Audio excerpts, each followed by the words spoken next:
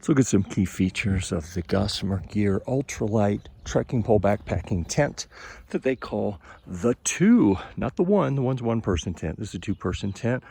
I'm in the shade here in New Mexico so I don't bake while I'm showing you, but some key features here. For a trekking pole tent, it actually went up pretty easily. I put the pole in place. They have an integrated line that goes under the fly here. Typically, I'm used to seeing a line coming out, and then your little vestibule fly becomes a little bit of an issue how you're going to set it up. Now this is set up so that you can even disconnect the vestibule fly section and your line is there under. That's kind of a neat feature. I don't think I can clip that back with one hand, but then your door is right here.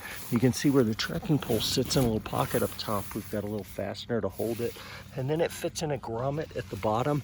Same thing on each side, and the tops are going to kind of tip out, giving you a little bit more vertical space inside. Here we have the ultralight tent stay with the adjuster up at the top. It only comes with enough stakes, 3 per side, to set it up like I have here. If you wanted to tack down your corners with stakes, then you're not going to be able to do that.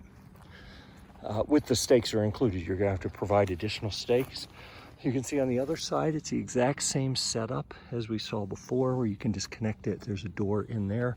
So if you have 2 shorter people in here, one can have one entrance, the other can have the other. Let's look in here. When we get inside, the zipper does not cover both halves of the door, only one half. You can see how the other half has the pocket where you can put your stuff. That's replicated on both sides.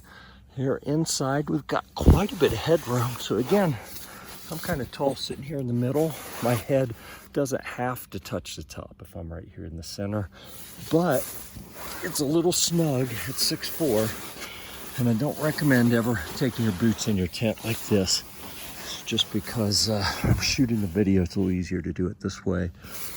I am likely gonna need to sleep kind of diagonal in order to have a little bit of headroom at my height, but I think I can make it work. It's a pretty light tent, and it seems very well built. It's seam sealed from the factory, very well seam sealed. Everything that I've seen thus far appears very well done, very well thought out. I think we got a winner.